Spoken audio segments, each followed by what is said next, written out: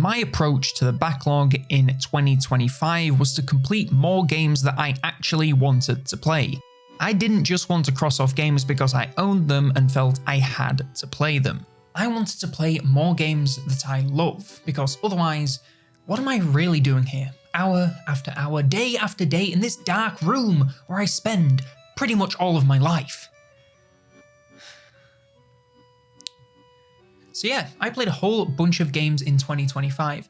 In fact, I think I played more than I ever have, and I cannot wait to tell you about every single one of them. But of course, beyond just the games I played, I want to tell you about the things I learned along the way and how this year of gaming has changed me. Not like that change, that was always me, but some other ways too. It's been a big year for me. So grab a drink, some snacks, a pet and a warm cozy blanket, and let me tell you all a story about my year of gaming.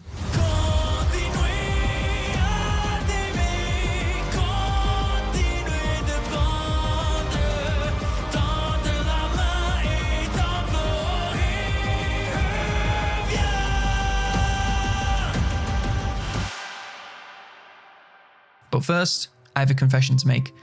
See, I've been lying to you. This video isn't about my 2025 gaming backlog. It's about my 2025 gaming backlog and some stuff I finished in December of 2024. I hope you can forgive me. Anywho, Until Then is a fascinating game on a lot of levels and really set the tone for how the rest of this year would pan out. It's a beautiful pixel art visual novel with a story that starts as a slow burn but picks up in intensity the longer it goes on. It's a little slow in some places and a little too much Dance Dance Revolution in others, but something I'm very glad I played. If you want to be hurt, then give this one a go. It won't disappoint. The topic of loss is one I've clearly been fascinated with this year, and this has one uniquely beautiful take on it. Next, I actually abandoned my time at Porsche after having it in my in-progress list for months. I'd enjoyed the cycle of processing raw materials to finished products, but there comes a point where it's just a grind, and one that I didn't want to continue.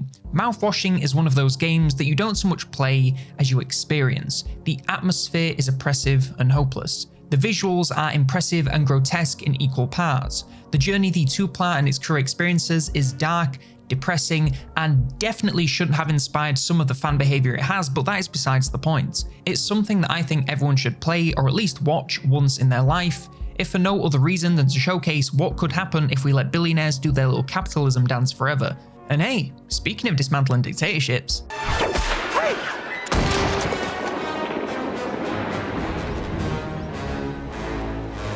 this is the sort of game that I wish came out when I was a kid. I've loved the Indiana Jones movies since I watched them probably far too young, and until now the closest I could get to going on a globe-trotting archaeological adventure was an admittedly rad Lego game. This is one of the most accurate movie to video game adaptations that I've ever seen. It really feels like stepping into the shoes of the world's sexiest archaeologist. Well, the world's sexiest male archaeologist. Sorry, Dino Mummy, won't happen again. Young Harrison Ford is a pretty high bar for video game graphics to clear, but they got damn close. He looks the part, sounds the part, and playing him, you feel the part.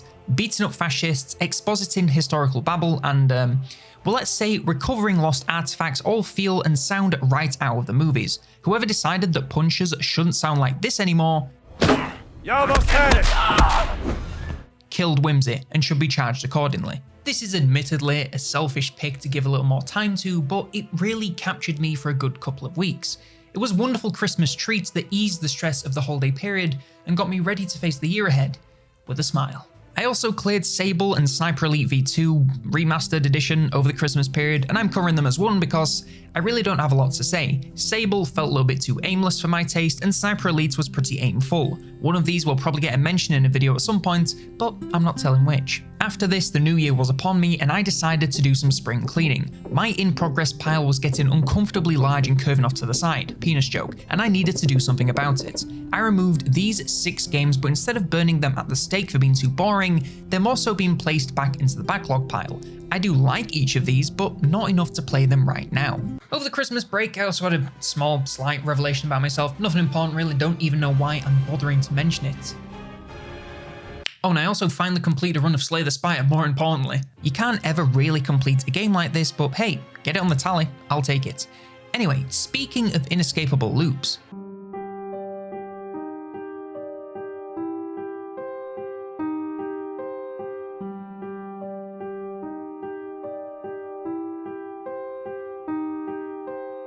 The Silent Hill 2 remake is my first soiree into the series, and feel free to roast me in the comments for that. Yeah, I don't want to go back and play exceptionally janky and inaccessible games. Banish me to the fog.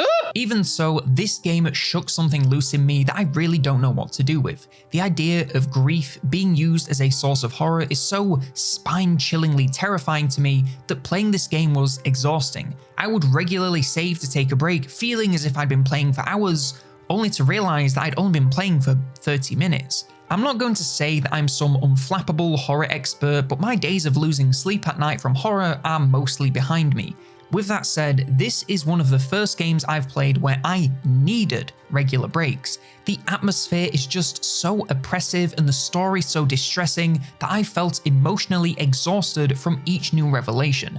James is one of my all-time favourite protagonists, not because he's a badass hero or even a hero at all, but because he's just so damn interesting. I obviously can't get into why without getting into spoilers, but uncovering how the town of Silent Hill works through his eyes was a spiritual experience for me. I rolled credits on my first playthrough and knew without a doubt I'd be back. By the time I'd seen every single ending, I was thoroughly enamoured with this world. You've got a new fan for life, Silent Hill. Just please, make your other games a little bit more playable. And while we're on the topic of older games being playable,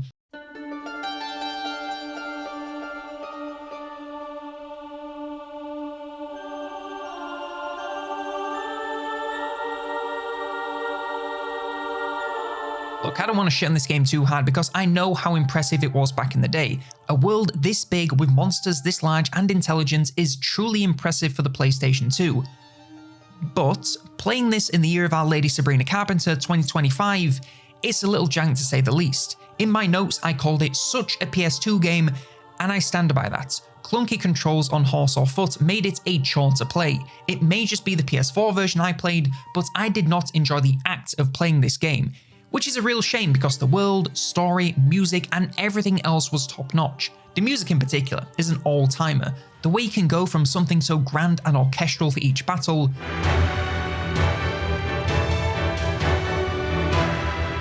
to something more subdued and painful once they're defeated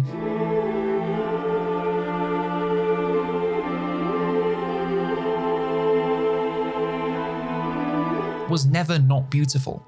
Also, the way the shot zooms out when you're riding around is rad, and I wish every game did it. Add another one to my bad take list because whilst I don't hate this, I sure don't like it all that much. After this, I decided that giant animal death and eternal punishment weren't depressing enough for me, so I dove back into Returnal. This was for the horror of grief video that no one watched, but it's okay, it's fine, I don't mind. But I also had some story bits left to complete, along with the Tower of Sisyphus. I'd have never guessed it before playing, but Returnal has quickly become one of my favourite games of all time. The storytelling and world building on display are so chillingly effective, and every new detail only pulls me in deeper. This sound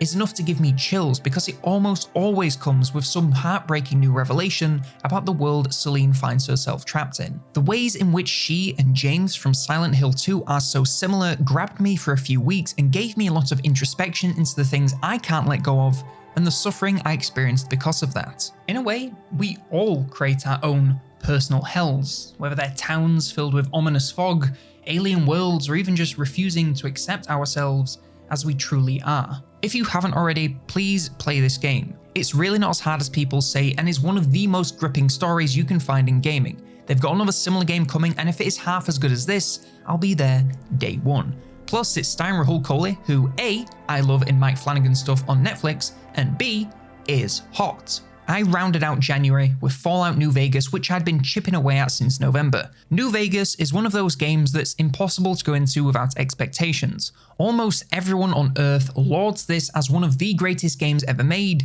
and this results in one of two outcomes. Either I'm primed to think that it's good, and it is, in which case, holy moly, this shit bangs, or I think it's going to be a masterpiece, and when I see the cracks, I think, holy moly, this shit does not in fact bang.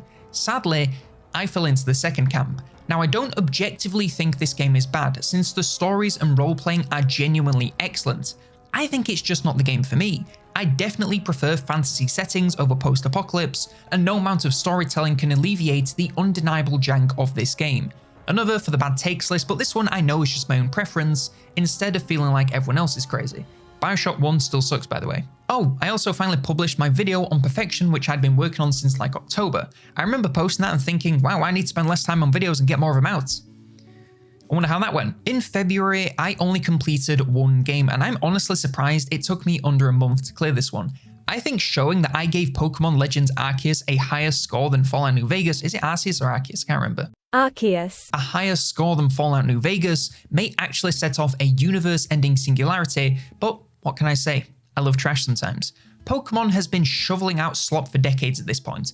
I played Pokemon Diamond on the DS when I was a kid, and since then, innovation has basically been non-existent. Legends Arceus/Arceus grabbed me for the sole reason that it does something differently. There are no gyms or routes, it's just wide open areas and Pokeballs you actually throw. No loading screens between battling and exploring makes the world feel a lot more alive, even if the visuals really try their best to convince you otherwise. Let me be clear and say that I do not think this game is a masterpiece. Pokemon games are still somehow some of the most low-effort slop to come out of a franchise so large, but at the very least, innovation is happening, and it gives me some hope that we are getting games that push the formula somewhat, even if they could also do with pushing the visuals and voice acting and animations and everything else. But it's a start. To kick off March, I shoved out the Horror of Grief video, and hey, 2 videos in just over 2 months. That's pretty good. Wonder if I can keep up the momentum. Also in March, my partner and I took a little trip to that all-reliable of destinations, the Lake District. The place we were staying at was technically under reservation, so we got a hell of a deal and had this insane view of the entire town. We spent basically every conscious moment that we weren't hiking in this room, and when it started raining, it was quite possibly the best handheld gaming spot I have ever seen. Oh, and we also watched Shogun here. It rocks, 10 out of 10. As for the games, I started with Unsighted. This is one of those games that floats around the video essay sphere because it has a mechanic so compelling that it's impossible not to get sucked in. To cut out a bunch of lore, every character you meet in-game, including yourself, has only a limited amount of time left to live. The only way to extend this lifespan is to use consumables hidden all over the map. This combination gives the game a weird mixture of relentless pressure to speed through areas as quickly as possible, whilst also ensuring no stone is left unturned, as it might hold more resources to keep people alive. You already know this will be in a video at some point, because how can I not talk about something so compelling? Plus, the rest of the game is pretty cool too. Fun, top-down action-adventure game with an all-female robot cast. Sign me up. During the trip, I also completed Loddlenaut. You see, my partner, she loves cleaning games. Her most played game is Power Wash Simulator. She bought a Switch 2 just so she could play the sequel, and so Loddlenaut was a game that I originally recommended for her, and then upon seeing how much she enjoyed it, I decided to give it a go. What can I say? It's satisfying cleaning up the ocean, the game looks cute, is fun to play, and has meaningful progression. If you like cozy cleaning games, then this is a no-brainer. Also, she's forcing me to mention the titular Loddles, which are these cute little axolotl things that you can find, clean, and release back into each environment you restore. There. Are you happy now? When we got back, I also finally rolled credits on Cyberpunk 2077. Technically, this was a replay since I completed the game way back when, but since then, Phantom Liberty and the accompanying 2.0 update dropped, so it really felt like a whole new game. Cyberpunk as it stands today is one of the most frustrating games I've ever played, because this is either a 9 or a 5 depending on what you're doing. Some missions hit like you would not believe, but others feel like they were thrown together in 15 minutes. Phantom Liberty is pretty masterful for the most part, but the base game will never recover from that god-awful launch. Anyway, complaining aside, I really enjoyed hopping into Night City every chance I got. I loaded the game with mods, so had insane drip at all times, drove pretty much everywhere with the new and improved driving, and even tried to follow the day-night cycle to organise what I'd do. It's one of the few times I've ever actually roleplayed when playing a role-playing game, and it never really stopped being fun. I found myself relating to V a whole lot more this time around. Her struggle with losing herself to another person, especially of the opposite gender, makes for pretty compelling transhumanist horror. Plus, I made her super pretty, and totally isn't the reason why I decided to dye my hair. That said, Panam is still the best romance option. Judy is great and all, but I would give up every Eddie in the world if it meant I could get a sapphic Panam storyline. I'm looking forward to the sequel, but God, oh God, please let it cook instead of rushing it out for Christmas. I also gave up on Shapes 2. This game is more delightful factory building just like the first one. I just stopped caring to pick it up, so I stuck it on the shelf either for later or never, and I'm pretty happy with either. Hi-Fi Rush I started on our trip, but it took me until we got back to roll credits. At this point, it's impossible not to think about the tale of the developers of this game whilst you're playing. The way they've been screwed over by big bad corporations could not be more callous or ironic given what they've created here. Whilst I didn't gel with it completely until the final 2 levels, it is impossible not to admire how they took a single gimmick and rolled it into an entire game. Devil May Cry, but it's also a rhythm game, is such an obvious combination that, oh yeah, they did do that. Regardless, if this hits for you, it's electric and makes for some of the most satisfying combat of anything I've played. It also does QuickTime events very creatively, which made for an extremely impactful moment later on. Tango Gameworks may still be getting shafted in new and creative ways, but there'll always be a real one, in my book, for making something as truly unique as this. And while we're talking about iconic developers,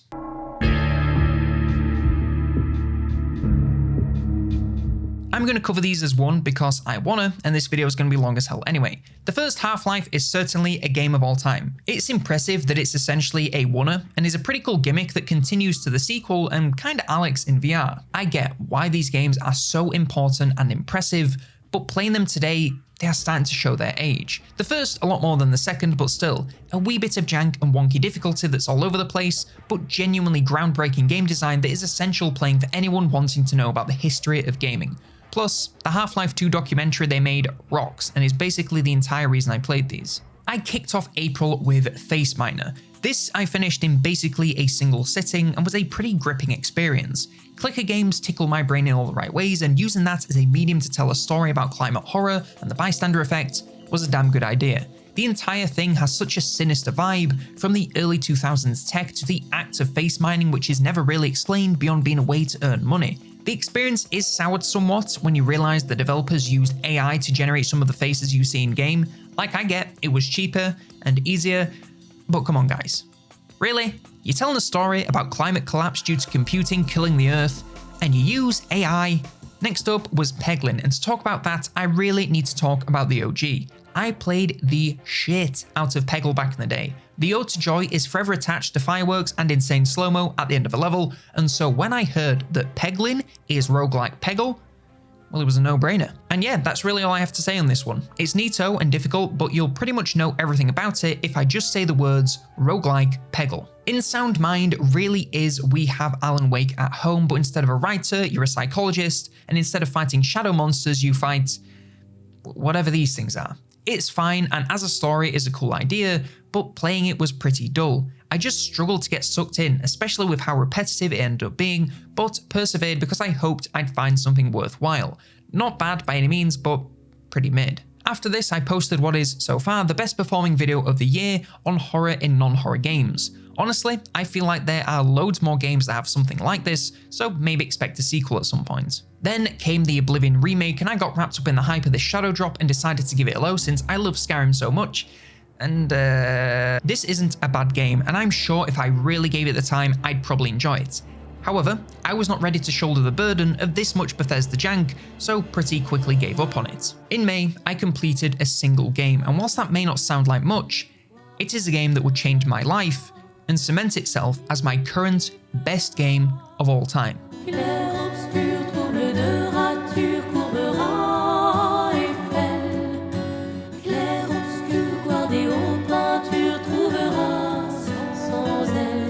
Is there anything to say about Clair Obscur that hasn't already been said?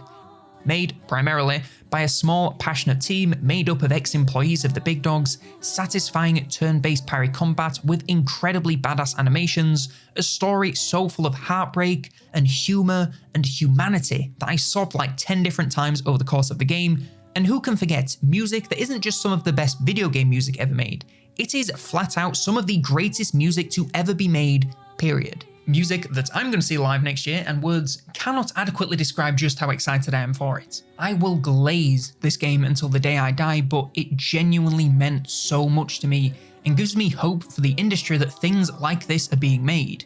One of the many times I cried was as I rolled credits and realised I would never be able to play this for the first time again. I struggled to say goodbye to this world, and I miss these characters to this day.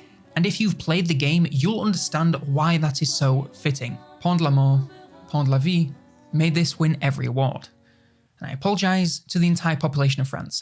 I'm not good at languages. During June, I went on yet another trip to the Lake District with my family, and that means I played a bunch more games on handhelds. Metroid Prime Remastered is my second soiree into the Metroid universe after playing Dread a few years ago. Whilst it's not my personal favourite thing ever made, I can see why people like this one so much. Plus, Metroid was hitting the woke quota before woke was even a thing, so huge dub. Speaking of franchises with which I have very little experience, Yakuza 0 is my first game in the series as recommended by a few Reddit posts. It's often called the best in the series, so seems like a good place to start.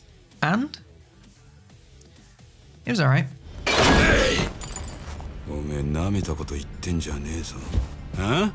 Yakuza is one of those series that I wished I liked more and could spend more time on, because if I did, there is literally 10 times the amount of time to be spent. I respect the commitment to every single bit, from side stories where a Yakuza on a mission to clear his name will take the time out of his day to help film a restaurant advert, to going disco dancing and RC car racing. It is wonderful levels of goofiness, but I just couldn't get into it. The main story, however, is pretty tight. The performances all go hard and are just the right amount of over the top. The combat is fun, albeit a little bit repetitive, and I look forward to the others in the series to see where this insane plotline develops. Graveyard Keeper had been lingering on my in progress for months as it never really seemed to end. I sank nearly 50 hours into it before I simply could not be bothered to do more. If you like Stardew Valley but wish you could instead harvest corpses to make burgers, this is probably the game for you. Towards the end of the month, I posted the Moment Things Changed video, and I'll be honest, I always knew this one would be pretty niche. The types of moments I talked about in this are horrifying because you don't notice them, so it's kinda hard to get that across in words. But hey,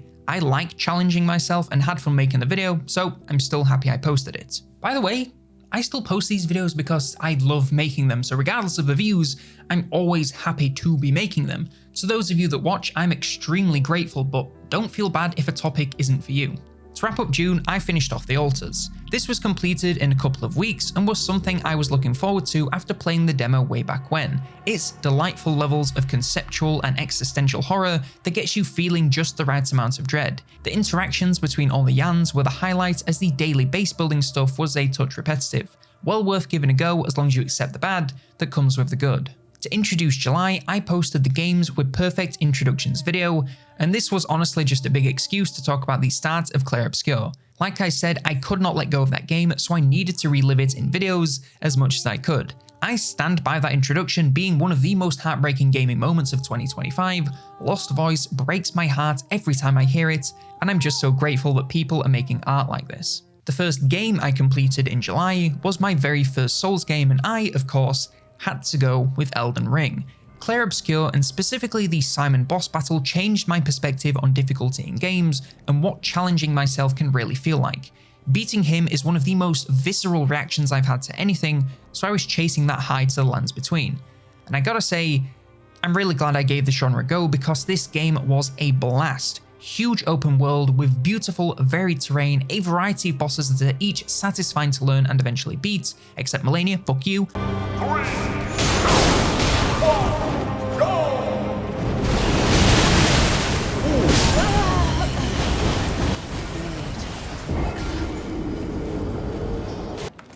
I still don't think these games are for everybody, but I really think Elden Ring is pretty approachable. Just ignore the Redditors telling you have to do it nude with a pot lid or you're playing it wrong. If you want to use spells, then you go for it, Glen Coco. For this next game, do you ever find yourself having a shitty day and you just need something to fill a hole inside of you? Like metaphorically?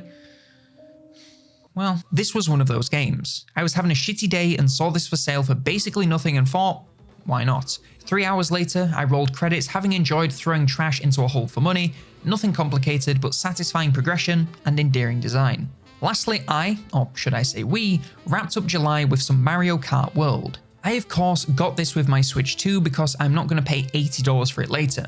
It's fast, chaotic, looks pretty great, and rides that line between making my partner and I want to kill each other just the right amount. You already know what this is, and it's a pretty great time. August began with the abandonment of a game I was enjoying, which sounds weird but allow me to explain. I tried to get into Space Crew several times but always struggled. Even so, it was always installed on my Steam Deck just in case I changed my mind. Well, as I was waiting for a blood test for like 2 hours thanks NHS, I got into it and I got pretty deep into the game. It was a good time and I continued to chip away at it until I booted up the game and accidentally erased my save because I wasn't paying attention. Whoops. Speaking of things that nearly triggered a full-blown crash out, I posted my video on the boss that changed my life. This is my love letter to Simon, which is the hardest thing I've ever experienced in a video game, and something that I'm immensely glad to have spent 8 hours of my life trying to beat. I learned so much about myself during my countless attempts to beat him, and when I finally did, I can't even explain the feeling.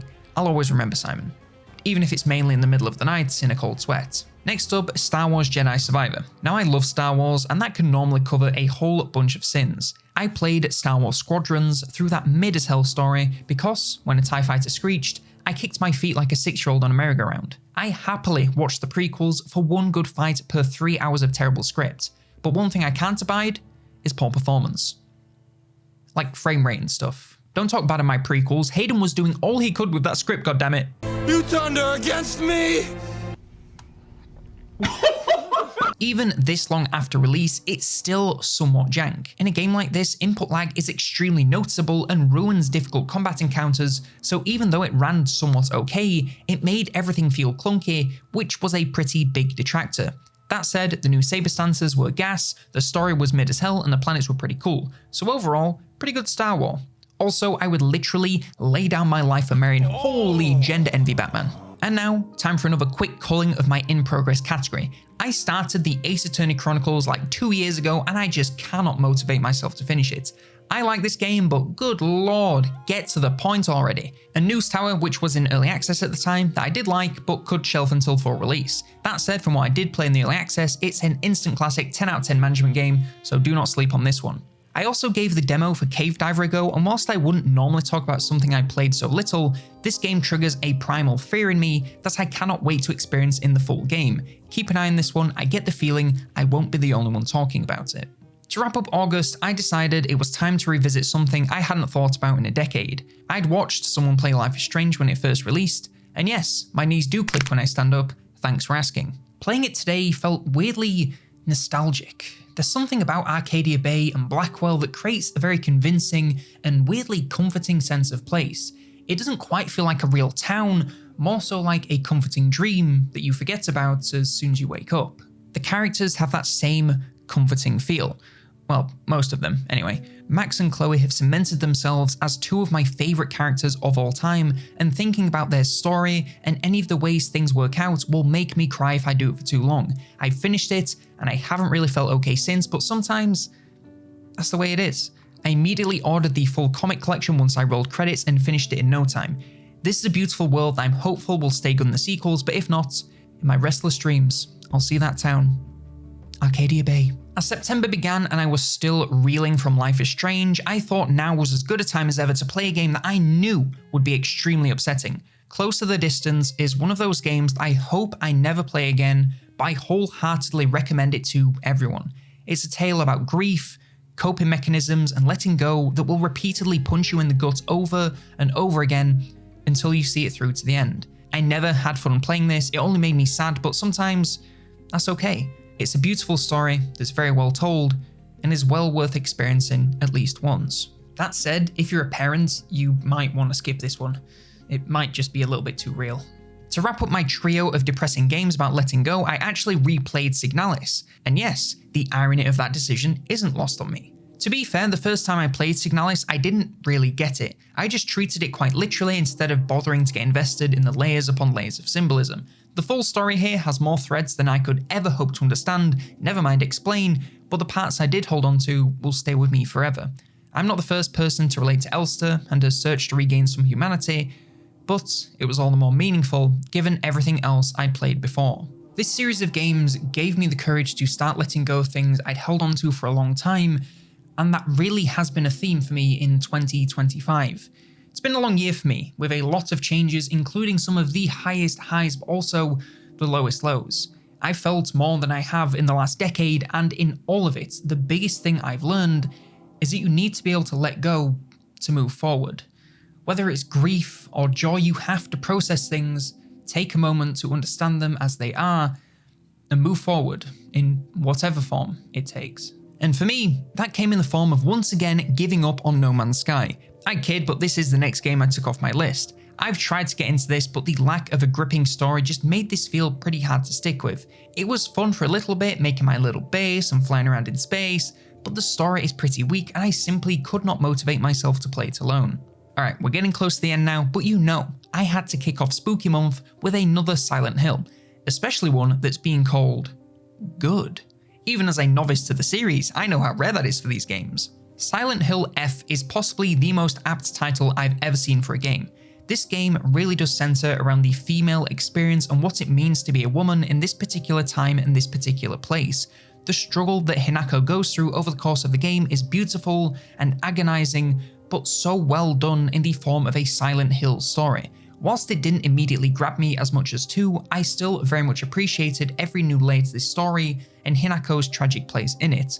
That said, boy were they too proud of this new combat system. I mean, it's alright, but the amount of it, especially on any difficulty harder than the story, changed this from a horror game with high tension and palpable atmosphere to an exercise in patience and how far you are willing to go to bash your head against endless walls of bodies. Play this on story difficulty, because the story is what you should be here for. After this, I dropped Breath of the Wild, which I was replaying on my Switch 2 to admire the new updates and refamiliarize myself with the series before I hopped onto Tears at some point. Pretty much like the first time, I like the game, but this has a ton of busy work that does make me lean towards the classic style of games a little bit more. Maybe I'm just getting old, but seeing a map this large and knowing how many damn shrines there are fills me with dread instead of excitement. However, something that did excite me was Mii-Side. This is that creepy anime girl relationship / horror game you probably saw every streamer play last year. I'll keep things short and sweet because I do want to talk about this in future, but I really think there is more to this one than a creepy anime game. It's very telling that it's a pretty anime girl that oozes cuteness, and the protagonist is a dude who never leaves his house. Very worth playing. Even if it's short, it packs a pretty serious punch with horror, humor, and unexpected depth. Afterwards, I played Despelote, and I really don't know how to feel about this. On one hand, it's a pretty cool look at a person's childhood during a very important time in their country. But on the other hand, it's a game about a sport that I care very little about, that's main gameplay mechanic is playing that sport, and that's quite vague in what you're supposed to do. I'm glad things like this exist, but honestly, I got nothing to add to this one. To close out October, I abandoned Robocop Rogue City. I like playing this game at the start, and shooting dudes in the crotch is always epic funny. However, it never really evolved or did anything too interesting with the story, so I couldn't motivate myself to keep playing. I feel bad because I didn't give it a load of time, but if I'm not having fun, then why play it? And of course, the final video of the year was the Mourning the Non-Existent video with a cheeky little bonus feature at the end, nothing important though. This one was another that took a lot out of me. Every time I sat down to write or edit, I was emotionally exhausted, but I'm extremely glad to have made it. As for what I played during November, and I have just a few more games I can finish before I need to call it a day and actually make this video. A Webbing Journey is technically in early access, but I played all that's available, and it is a really cute fun time. Being a spider that can make actual webs is such a cool gimmick that I'm not sure I've ever seen before. It's a lot of fun and very relaxing, so made for a nice chill game to play when I was feeling a little stressed. The first of 2 VR games I've finally rolled credits on is The Light Brigade. VR in general is one of those things I wish I did more, and I'm trying to make an active effort to do so. Every time I play a game, I love it, and I find the experience of playing in VR to be so much fun, but I can never really motivate myself to do it. This month, I decided to just brute force it, and ended up having a blast. The Light Brigade is probably one of the better roguelike VR games out there, and that is really saying something because they make up like 90% of the library. Weighty, satisfying gunplay, varied classes, and a very cool vibe. However, I probably won't be coming back now I've finished a run for the sheer amount of load screens of fairly significant length in this game. Standing around in Skyrim is one thing when I'm on a great adventure, but being stood still whilst I wait for each new level got tedious on a single run, so I'm good.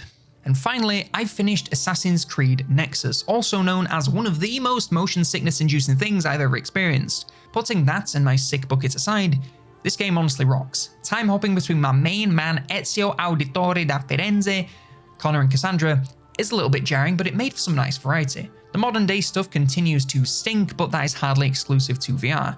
Honestly, it's been quite a while since I played anything Assassin's Creed, and this one has kind of got me back into the series. I've installed and started playing the first one, and have really been enjoying it in a janky, nostalgic kind of way. It's a really fun game and one of the few larger budget story VR games, so we really need to take what we can get. However, whilst it was the last game I completed in 2025, I also sank an ungodly number of hours into games with no endings. There's all kinds of management and factory games, but the bulk of my free time is spent playing games with friends. Whether we're doing double-digit loss streaks in Overwatch Ranked, yeeing our last horse in Hunt Showdown, or getting jump scared in Repo, video games are how me and my friends spend most of our time together, and is really how we bond.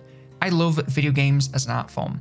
How people can create deeply personal stories and intertwine them with gameplay to tell that story in a way that no other type of media can hope to recreate. It's the entire reason I make videos on this channel. But I also love that video games are just something really fun, and a lot of them allow me to share that fun with the people I'm closest to. Without getting into the weeds of it all, this year has been pretty stressful and oftentimes upsetting for me. And whilst I'm much happier now that I'm out the other side, I don't think I could have gotten through it without my friends and them making me laugh when I wanted to cry. Multiplayer games may not give me the narrative feelings that something like Clair Obscur did, but they, and the people I play them with, give me something I wouldn't trade for anything. If you're watching, you know I love you, and I hope we'll be playing together until we're in a retirement home. That is, if we ever get to retire in this goddamn economy. This year in videos continued the tradition that this channel is a kind of therapy for me. I'd find something that I didn't understand about myself and figure out how to process it through video games with similar themes. This art form I love so much isn't just a way for me to burn away the hours instead of going to sleep or waste time when I should be working. It's how I consume stories and spend time with friends and process emotions. I am eternally grateful to exist at the same time as so many great games, to the point that I have a near endless list of things to play that only gets longer every single week. I hope if any of you out there have struggled with the same things that I have, that my videos can help you in some small way.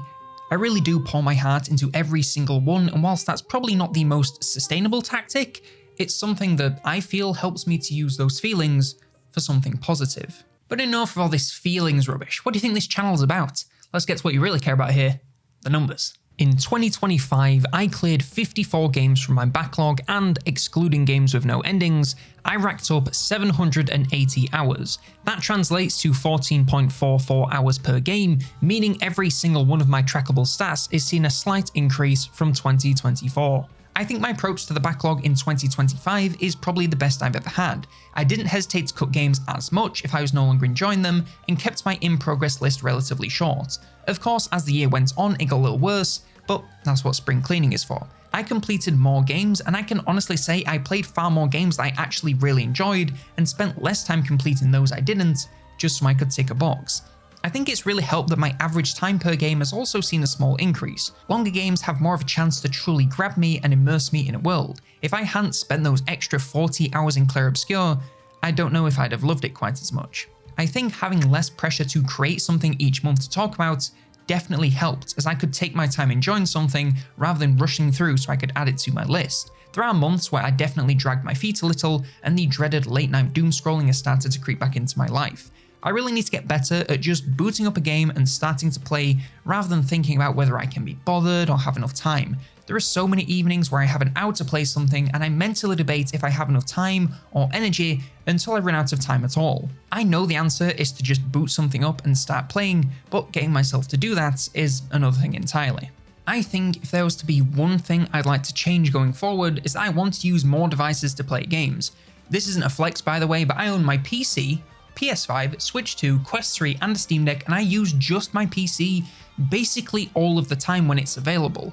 There are games locked to Switch, Quest and PlayStation that I love and never play because my PC is already on, so I might as well just use it. Likewise, my Steam Deck sits idle unless I'm taking it somewhere specific, when the entire point is I can play anywhere I like. There's nothing wrong with playing most of my games on PC, but I do want to get around to some of those exclusives, or take a game to play in bed or on the sofa, rather than sitting in here by myself with choice paralysis. There's not even a barrier to use them. Almost all of them are within arm's reach from where I'm sitting right now, and one of them requires me to walk across my room, and it's not that big a room. I can switch them on and even record them in no time, and I just never do it. and I really want to make an active effort to keep things varied.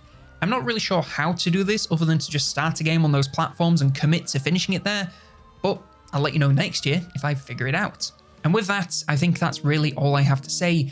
Thank you so much for watching this inane ramble about my year in gaming, among other things. I get that it's a little bit all over the place, but what do you really expect when you condense a year into a single video? I don't know how Daryl does it, his always feels so structured and flowy. I'd also like to thank you for watching the videos and supporting the channel in the last year. I know I haven't uploaded a massive number of new videos, but the channel has still grown a lot faster than I ever really thought it would, so I cannot express just how grateful I am to everyone who watches even a single video. Thank you. I love making these videos, but man, does it feel good to know that other people watch them. I'll make the same statement I made last year and say that I want to make more videos in 2026, and hopefully one of these years I can actually stick to it. But for now, I think that's everything. Have a lovely holiday season, love yourself no matter what, and I'll see you in 2026.